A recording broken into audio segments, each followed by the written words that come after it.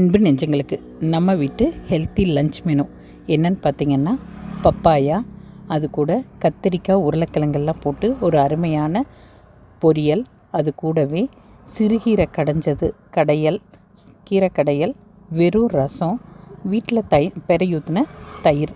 இதுதான் பார்த்திங்கன்னா இன்றைக்கி நம்ம வீட்டு ஹெல்த்தி லஞ்ச் மெனு.